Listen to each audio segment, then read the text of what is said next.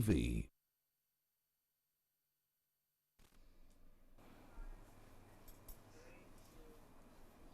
Welcome back. You're still watching Morning at NTV, and this is a very important conversation to have. Out of all the things we're going to discuss, I want how to define a violence-free learning environment, among other things. Joining me for a conversation on violence against children at home and in schools is Jen Stella Ogwang, who is the Principal Probation and Welfare Officer at the Ministry of Gender and Labor and Social Development. Good morning. Good morning. Welcome to Morning at NTV. Thank you. Yes, you were just asking me what is the definition of violence, and I think I was saying the forms of violence instead. So let's start there. What is violence?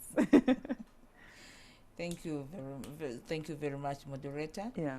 When we talk of violence against children, we are referring to those things that happen to children that shouldn't actually be happening to them. Okay. Yes.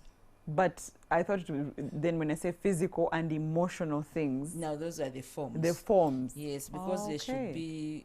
they shouldn't be physically. So if I deny a child something, is that violence? That is neglect. Neglect. Yes. But you said things that are happening that should not be happening. Yes. I feel like that's a broader. Yeah, it is broad because when you talk of violence, it's being. First of all, when you talk of a violence-free environment, Yes. everything in that environment should be good, should be beautiful. Does that exist though? It should be. Okay. Yes, but it doesn't exist. But it should be existing. It should be the normal way of doing things, Okay. especially when it comes to children. Yes. Yes. Okay. So let's start with the forms then, which I think and many people would have described as violence. Of course, those forms form violence. Yes. We have physical. We have Physical sexual, being the beating a the child. beating the child. We have sexual.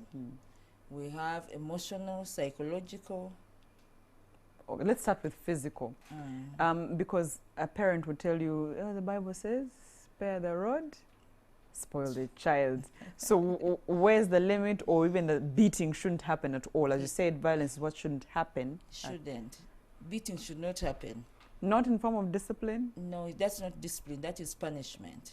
Okay. Discipline is engaging with the child. Does the child know why they've done something? If they've done something wrong, Yes. according to you, do they understand that that is something wrong, according to them? So you're supposed to discipline them and not punish them. Not punish them. Yes. So punishment is part of violence, and Yeah, that it's is violence. wrong. That is Okay, violence. so that is what is the physical. Yes. And the emotional, which sometimes is neglected. People don't realize you need to discuss emotional violence against children. Emotional violence would be not attending to your child. The child may be stuck, may be having challenges, may be having issues to deal with as a child, as an individual, because a child is an individual as well. Of course. So they may be having issues to deal with and you don't have the time to attend to them. That becomes a For any violence. reasons. For any, you may be having Not because of choice. Yes. Because you may not choose to ignore the child's issues. You may not choose to ignore the child. That's true. But the fact that you're ignoring Is already a choice you've made. Wow. Because you're supposed to give them time. You're supposed to attend to them, especially during this period. They have very many things going on in their minds, which they don't have answers to. They've been having peers who can engage with them. They've been having different people like the teachers they've been interacting with. But this time Now around, they're at home. And you're not prepared on how to engage with the children. And at times in the African setting, people will tell you, I don't discuss with children. Children don't have a voice. Children don't have a say, which is They very, do what very I unfair. say, and Exactly. They do it's an order.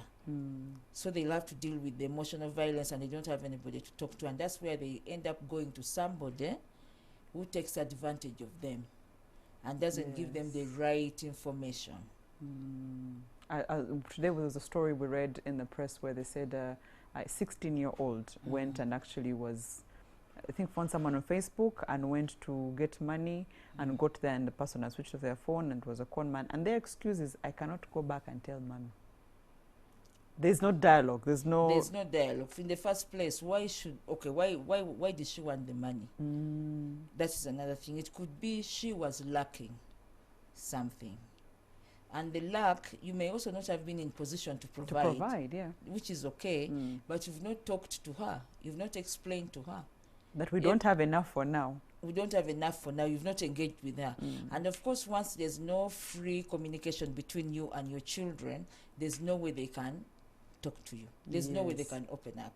Because they know mommy or daddy are always tough. Whatever you're saying, nobody listens to you. You must cultivate that communication with your children so that you listen to them and they also listen to you and you engage with them Yes. meaningfully so they can open up and talk to you. Just imagine somebody, like the story you've said, you've chatted on Facebook. Someone lies to you. Someone lies to you, come and pick money. Money for what? Yeah. How much money? How money for what? Then you go and the person turns off the phone. Before you know it, You can't return home. you can't. Of course, you can't because you don't have the transport. Yes. And first of all, what did you tell your parents at That- home? yes. Where were you? You were going. So when you say emotion and you define it as that, I'm then wondering what forms the psychological. Emotion and violence. psychological are the same. So go together. Yes, they go together. Emotion and psychological violence is the same. They are insults, where you insult somebody, a child, you call them names. If they've done something wrong, you brand them by what they've done. Whatever they do, whatever their weakness, you brand them using that weakness. You label. This child doesn't listen. Yeah, this is the child that doesn't listen. Yes. And then you keep on calling him or her the unlistening child, or this is the lazy one, or this is the slow one. Yes. This is the dense one. This is the stupid one. This And, one is and the one that over time, doesn't we've seen that understand. those have effects on the child. Yes, it does, because they lack self-esteem and the confidence. Yeah. So it affects them. Oh, wow. Okay. Yes. So COVID-19 came, as you said, we were not prepared. Yes. Nobody prepared that children would be out of school for that long. Yes, And as yes. parents were complaining, we were seeing the children early in the morning and in the evening. And because they're tired, they're going to sleep. So you quickly do homework and then off to bed. Yes. So maybe on the weekend you have a chance to hear, if you have to, you hear them out. But now parents were together with the children. And there were even reports of, you're trying to work at home and their children are all over the place. They're trying to have conversations. How do teachers deal with this? And maybe we can discuss on how you feel COVID-19 and this whole space of parents having children at home, what effects that has had on this family setup. Now, when it comes to the family setup, of course, just like you said, we're used to delegating our responsibility. Yes. You leave home very early, you have a house help for the younger ones. To prepare the children. To prepare, for starters, to prepare the children and also leave them at home. And for the children, when you wake up, everybody does their own things. You're struggling with preparing yourself to beat time. Yes. The children are also struggling with To make preparing it to themselves school. to make it to school. Yes. But yet you're moving maybe at the same time or different times. And with the parents didn't have time. They didn't know their children. They didn't have the opportunity to understand them. That's very heavy when you say they didn't know. They their didn't know children. because you don't have the time. You're rushing to go to work. The children are rushing to prepare themselves, or the house help is supporting the children. Yes. Then the other thing, they may have not done their homework the previous day. Yes. Because they didn't have the time. Nobody was there to guide them through homework. Nobody held them accountable. Nobody cared. Apart from holding them accountable, nobody was there to support them. The homework is supposed to be done with an adult at home. Yes. Somebody who can take them through. And you don't have the time. We didn't have the time then. But this time round, there's You're no home. homework at home, but you have children at home. And you're stepping in to do everything because you are living with them day in, day out. How then do you adjust Yes. to the normal to say we apportion children work to do during the day? They may not be going to school, but you should assign them, you should have a structured way of them doing work at home to keep them busy, to keep them occupied. Yes. And that's now where you have to give every child, based on their age, an understanding, an assignment in the home. Then Okay. you will manage. So you don't do everything at home. You don't do everything. You give them the opportunity to do it. They are learning and you're training them. Yes. In some instances, this would have been the time for not even having a house help at home. The children do everything. Children doing everything, and you taking on the responsibility to support them and guide them through, or letting the house help sit back and the children take a front row, and you keep on supporting them to learn. I don't know how many parents will agree with you as they watch now. No, they should, because at times you may think the household should do everything, literally, because you're paying them. And let your children But sit it's a and disservice relax. to your children. Yeah. Because when you keep them redundant during this time, they have nothing to do. They'll just stay on WhatsApp and they'll get tired. They'll get to Facebook and they'll get tired. Yeah. And they're now tired, they don't even want to read books because they are not seeing when they are going to school. You know, we are used to doing things under pressure. Yes. That is where we Now have no a one is problem. pushing us. No one is pushing No us. one, there are We no are relaxed. deadlines, There's no yes. deadline for homework. There's no Yeah. deadline for exams. You're just you relax. You're not even Yes. taking time to read. Absolutely. So at least you give something that occupies them so that you're able to put their minds together. Because if they are not thinking, they are not doing anything, that's where they stray. They find themselves moving out of home, going visiting, and when they visit, that's when you're going to have a problem. You have to make your home very habitable. How do you Yes. make it habitable? Because children get tired. They tell I want to go and visit an uncle. Yes. I want to go and visit an auntie. I want to go and visit a friend, because they find home boring. And that is working on their psychological Really? component, yes, on their minds. They find it boring. So when you keep them busy and every day they're doing something different, they'll stick in there. They'll know we are expecting something tomorrow. And you have to do it with them. Of course, they've relaxed the lockdown and parents have gone to work. Yes.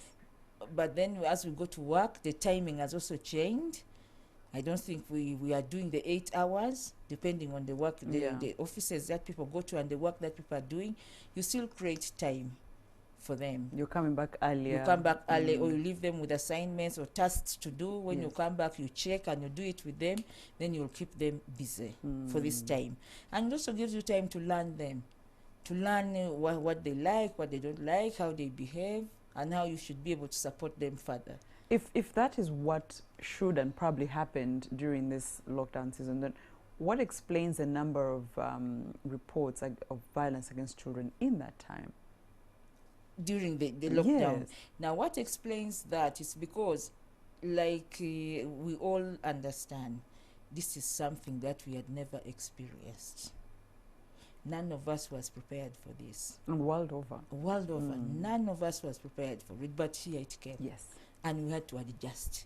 And adjusting is not easy, because it took us unaware. Yeah. We are not prepared. Now, if you're not prepared, it has a toll on you. First and foremost, you did not do anything. You didn't save. No savings. Hand to mouth. Even those who saved, you had nowhere to go and get. You also anything didn't know that how you wanted. long How this long will it go. would go. So Yes, we didn't yes. know. We thought a week or 2 or 3. Before we knew it, it has moved on. Yes. And now it gets down to the ability of the parents to provide. Actually, at times when abuse happens, it's not because parents are negligent. Or they hate their children. It's not because they hate their children. It's because of the twisted mind within the community. Okay. Because, for instance, you send your child to a shop to buy sugar or salt. Yes. Why would somebody find her or him and take advantage of them? Why? Are you trying to say the parent is negligent? No. No. Because you're sending your child to go to the market, Yes. To assist you. to help assist you, Yes. to that is part of the training. Yes. Then why would somebody along the way take advantage of that? Now, it's the people who have a twisted mind that look at that component, because it's a child. Come on, a 6-year-old child. What pushes you to the child? Yeah. A 12-year-old. What makes you get to this girl or even get to this boy? Yeah. Because you're not going to say the parents have failed.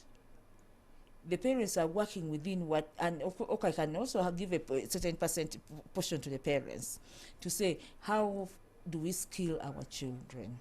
How do we engage with them? How do we explain to them the day-to-day things? The parents don't want to engage with their children. And to also you're talk with sending their that child for children. that, but what time are you sending the Exactly. child? What time are you sending? The child also matters. And have you told the child, as you go to the shop, no talking to anybody on the way? That is what we should say. That's what we should do. Because the people who abuse these children start by having a chat with them. Hello, how are you? What is your name? Yes. Where are you going? Where are you going? Before you know it, they start, because they are going to see this child. The child stays in that community. Yes. And you've been saying, you keep on sending this child now and again. And this person is monitoring. Yes. And once they've monitored and had a grip of the timing and how long you send them, and they've had that relationship of talking, and the child has confidence that this is somebody who knows I know me. this I know person, this person, yes. he just talks to me. I can as well do this. Before you know it, they lure them into those acts. It then gets back to the parents. At what time and how often do you send the children? And of course, during this time, everybody is redundant. Yes. They have nothing to do. Yes. And that one pushes a redundant mind to do weird things. Yes. Because they look around, they've stayed, they could have had opportunities of availing such services to them at a certain point or at a different place, but now they lock down you at home. So you think the only alternative is somebody around you. It also gets down to that mind that is not occupied. You're seated the whole day from morning to evening. So you're saying the lockdown created very many idle minds. Which Idle minds, yes, because people had ways of distracting themselves, distracting themselves from what they thought they would do. Oh, But now no. you don't have anything to distract you, and somebody is in the neighborhood and you take advantage. Yeah, that is the society. Yes. The society we live in, saying there's moral decay. I'm wondering, even if the home should be the first center of protection for a child, it's not always. Yeah, it's true. It's not always. Yeah. The home is supposed to be the first line of Yes. protection. Then the community, the second line. But at times you find the home abusive, Yes. which is true. It's because some of them don't care. They don't mind. You know, unfortunately, these days, most people were not parented. Most people were not supported. They just became parents from the blue. So they don't know Some the people are together responsibility. because they're parents. Because they are parents, but they don't know what they are supposed to do. Yes. Because nobody groomed them into what they were going Yes. into. So they just learned. Actually, they didn't even learn. They just found themselves parents. And they copy from others that we should also be parents. Yes. So when you're copying from others, you don't know how, it's not You not don't know an the good exam. and bad. You don't know the good and bad. You're Yes. just saying, let me do it the way those people are doing it. Yes. But it's for us, the parents, first and foremost, to rethink and understand who they are and what their responsibility is towards their children. Yes, the home can be abusive, especially if the parents don't take their children seriously. How don't they take their children seriously? By understanding them and engaging with them. That's why we say meaningful participation. Yes, yes. Meaningful. At whatever stage, you should be able to talk to your children for them to understand your position. Let's discuss emotional intelligence, because okay, we get it. Parents are home, father is frustrated, there's no money, I can't feed my children in lockdown, I can't get out to go work. We get that stress. Yes. But what happens to a society where, as you said, some parents by mistake, we get that, but they're not prepared. But also this emotional intelligence where you take the anger out of all the people in the house, a child. Because the other people are too big for you. Oh no. Yes. That is transferred aggression. They're too big for you. You can't challenge them, they're going to challenge you. So now this is a child who is at the receiving end. Yes. That's why, and at times when you see people abusing children and abusing women, you wonder. It's because they go for the weaker target. This one I can handle. This That's one what I they can tell handle. themselves. Yes, this one I will do it and all my anger will end. But this other one is going to challenge me. That's why they get to the children. Because they don't know how to handle them. They don't know how to engage with them. They go to the weaker person. And that's why they do it. Of course, the father and mother are going to disagree. The mother takes a stand, the father takes the stand, and we all know the unifying factor is the child. Yes. So when I take the child, I'm going to deal with your ego. Then you'll have to relax a bit. So now, and they give in, not because they are accepting, but they're giving in because the children are being used. That's also wrong, because pitting the Very child in the wrong. middle of your anger Very is wrong. violence. It is. It is emotional violence. Yes. It is violence. Or using the child to get back at the other person. And they do it, and that's why you find the home violent. And there's people who don't talk, but they use the children. You go and tell daddy, there's no sugar. go and tell mommy we want this, and the children are going in between. That's also violence. It is violence, because you're giving them too much work. They don't know, but yet at times we think they are not they don't understand, but they also read. You know, I say, go and ask your father if he's going to eat. Can you imagine? If he's going to eat, everybody is supposed to eat. Yes, And yet you're so now not the child is saying, communicating. The okay. children know you're not communicating, but Yes. there's nothing they can do. Of course. So they keep on running left and right, and unbeknown to you, you're affecting them psychologically. So we've talked about the home being the first line, then there's the Yes. society, and you're part of the ministry, and I'm wondering what is in place, because the children might say, I cannot talk to mommy, I cannot talk to daddy, I Yes. cannot talk to auntie in the home. Where else do I go? What else? What are my rights? What can I say and what can I not report? Yeah. Okay, for us as a ministry, all cases of violence against children must be reported. Yes. And we have structures in the community. Okay. And if the children are not comfortable, we have parasocial workers in every community. Actually, the LC1 is the first court of instance on matters concerning children. Yes, both civil and criminal. So the children can as well go to the LC1 to report. And can the child go and say, a home is not a good environment for me to be in? They can, yes, they should. I've not been beaten, but emotionally I'm That's drained. already abuse. That Yes. is more dangerous than beating. Yeah. Yes. The beating, the physical, emotional is more dangerous than physical. Physical, somebody will cry and forget. But remember, even in physical, there's emotional. Yes. Yes. So whatever form of abuse any child is going through, we have Sauti, the helpline. Sauti is 116. Okay. Any person can call and report an abuse. Okay. Either the child or anybody who sees the abuse. That's also another thing. If I see a child in a violent home or in a violent situation and I don't report, that's wrong. It's wrong. Actually, it's criminal. The Children's Act says you should be punished. Oh. Yes. Anybody who witnesses an abuse should inform authorities about the abuse. Interesting. Yes, it is. One of my, I really shouldn't say this, but one of my neighbors, I think she had her own stresses, let's be honest, during that time, and was beating the child. And every time the child would cry, and my husband said, if you do it one more time, I'll go to police. And it didn't happen again. But I like that she understood that the neighbor was being accountable. Yes, they know. Yes. People know that anybody is because when I report you and you've actually been beaten, it's wrong. Everybody has a responsibility to report, and that's why we say raising children is a collective responsibility. But I'm thinking on behalf of a child. I've reported mommy and daddy, but I've been told that reporting mommy and daddy is also wrong. By you know, who? you know how parents. I mean, if you're living in a violent home in any form, you're thinking, my parents are exempt to me reporting. I can report everybody else except mommy and daddy. But in the case that they maybe speak up and say this is happening at home, the processes as this is being maybe investigated or reviewed, you're still going back to home. Are children protected in any way if they speak up? Yes, they are protected. Of course, when you speak out, we have professionals who engage with them. Yes. It's people go through problems and they get stuck on how to deal with it. Yes. But when they continuously do it and nobody raises an issue, they think it is It's normal. right, yeah. It is right. So it's until somebody talks about it and reports, then the people who come in to help. They don't come in to arrest you. Okay, so maybe that was someone That is will what be people watching and fear. thinking, the minute my child says I'm not happy here, will I go to jail? No, you don't go to jail. But we are supposed to talk to you first and foremost for you to understand that what you're doing is not right. Yes. Some of them may be thinking it's the normal way of raising a child. We're Africans. We are Africans. Yes.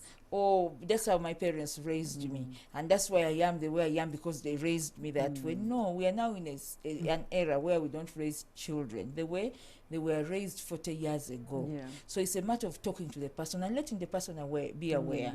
While the law says ignorance of the law is no excuse, when it comes to protection of children, somebody must be made to know that what you're doing is not right for them to be able to change. So you cannot start with the law and say once they report, we are going to arrest you. What happens to the children, other children in the home? What happens to the other society? We are trying to communicate and say, you're not supposed to do this, do this. When you fail, the other people can help you talk to your child. Yes. There are professionals who should be able to support you.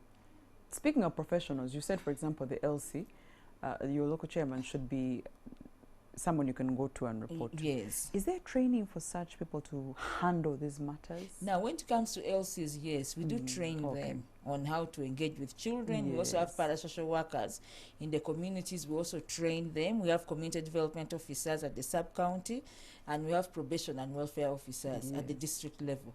They all go through trainings. And we are also in part of preventing abuse or preventing violence from happening to children. We train them on how they should engage with the parents, how they should engage with the community members, and how they should engage with the children. Because when a child reports, the parents should not feel bad. Of course, naturally they'll feel bad. Yes. But the purpose of reporting is to seek for help. You don't report for punishment, but seeking for help. Because now you may find your parents are dealing with something that they don't know how to deal with, and people don't want to go to professionals to seek for counseling. They say, why do I waste my time to go seeking for counseling? Yes. I can do it on my own. My parents can did figure it. it Other out people can do it. I will deal with own. this pattern of mine. Yes. Or I'll deal with my children. Not knowing that at times you're having a problem that you need a professional to support you, to take you through it. You may find in most cases what they're dealing with is something very small, but because it is not properly managed, it escalates. So it has to be at that level. And even that's when you report on 116, we are not going to expose you. Okay. We don't. There's discretion. That's good. Yeah, there's a confidentiality is very, very important. Just give us the information, give us the directions where the child or children are. We have personnel who can go and get the child. Okay. And also talk to you and prepare and counsel you, and also counsel the child. The child, Yes, because at the end of the day, the family is the first line. Yes. It may only be for a small time for emergency protection. If the abuse is too much. I was about to say, if it gets to a point where the child cannot live in that environment, are they taken away? Yeah, you can take the child away for some time while you're supporting the family to see whether they can adjust or the child can go back to the same family, because you need time. Then in another, then we also go outside the family. The family, actually, there's an auntie, there's an uncle, there's a grandparent, there are friends, there are other people.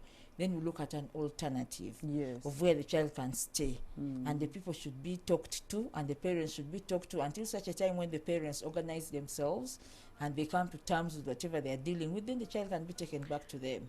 Because I know someone said that when lockdown started and maybe your children had gone to visit auntie so-and-so, and remember you couldn't move. Then you leave them with auntie so-and-so, and the children are afraid to maybe even tell you what's happening on that side, you know, because now they've stayed longer with someone who was only expecting them for 3-4 days. Yes. And maybe there's some unease there, and they're afraid to tell their parents. But as you said, anybody, they can report to anyone at any point and still be supported. They can be supported. I said at the beginning that before we wind up, I'll need to know what a violence-free learning environment looks like. How would you define that?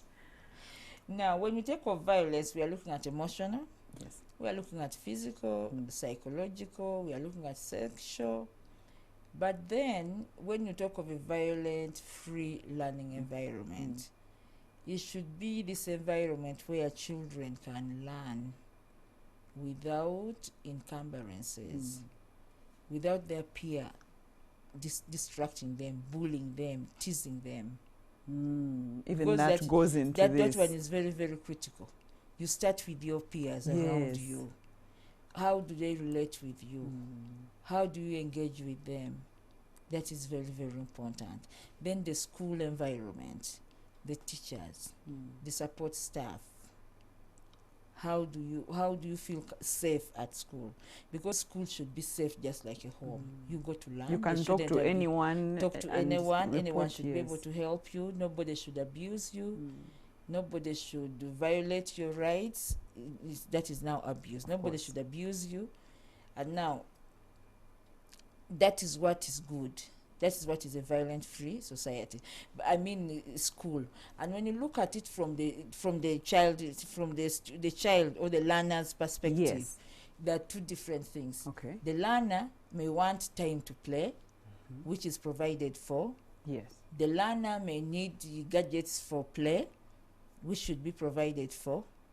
The learner should have friends whom they can relate with in the event that they have problems that they're dealing with at home, because you may have a problem at home, you can't trust your teacher, you have a friend. But that free environment, learning environment, must also have teachers who are very comfortable, who are very free, who So, are so the friendly. parent, the parent who tells the child, you shouldn't tell anyone, not your friends, not the teacher. It should be me. Feeling like I should be the answer to all the things. It shouldn't. Why are you talking to the teacher? You should be talking to me. You don't demand for that. Yeah. You create it. You don't demand for that. You must have you must have had it from the word go. Don't wait when they are going to school and you start telling them. How open are you at home with your children? That's the most important thing. Yes. How open. You don't wait when they are going to school and you start saying, tell me. Don't tell me. No, you started from What home. is going on in your life? What is going on in your life? Yes. Are you open with your children? Do they know what you do? If you have problems, do you know? I have my daughter. Those days, now she's growing. Those days when she was young, she could tell whether I'm happy or not happy. Of course. She would see and tell. And she would ask you. And you explain to her. Instead of saying, how are you? I'm fine. You don't say, you say, I'm not fine, and ABCD. Yes. Do we do that?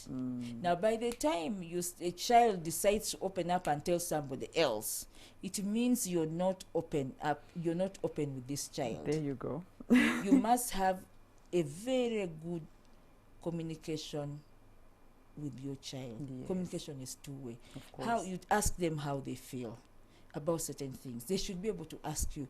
When they ask you and you're annoyed with your spouse, you should not take it on them.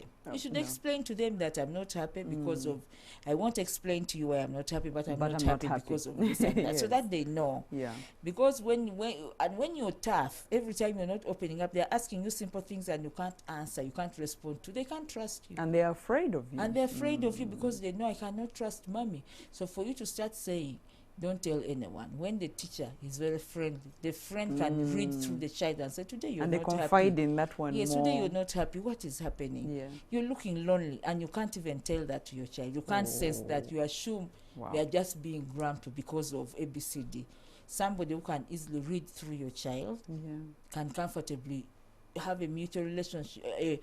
Of course, you build rapport. Yes. You build rapport with the child, and before you know it, they open up. Why do you think children tell teachers every time? Because the teachers are friends. so friendly. They'll Yes. ask you how was home, how is daddy, how is mommy. Yes. They ask because they want to know how you are to prepare you for the day Yes. at school. And they're able to see that you're not happy. And they're able by the way to monitor, because how our children appear to school tells a lot about us parents. So that's where the teachers have an edge over us, because they're able to talk to the children, and the children will say, if a child comes to school and they are sleepy, the uniform is dirty, the socks, you know, they've one shoe is missing. One shoe is missing. The shoes Yes. are not polished. You know, everything is dirty. They know there's a problem at home. Absolutely. And once they start opening, they're talking to the child will find somebody who consoles Solace, him or yeah. her. How are you? How was home? Did you have breakfast? In the morning, children are sleeping. Some of them go without washing their faces because parents are in a hurry. So you find that the teacher is closer to the child, and the child opens up. Now the problem is, when the child opens up, how do you communicate? Instead of fighting the child, why are you sharing? As you said, create that bond over time. And slowly. I know this is not a conversation we can use in just this 30 minutes and finish, but try and cultivate a violence-free environment. Now that, of course, school has become home, the children are at home. School. Yeah, so try and make that environment work. Not even try, make it work. Thank you so much, Jen Stella Ogwang, who's Principal Probation and Welfare Officer at the Ministry of Gender, Labour and Social Development. Thank you for your time this morning. You're welcome. Thank you. That's it for Morning at 10 TV. We now go to the Omuntu Wawansi.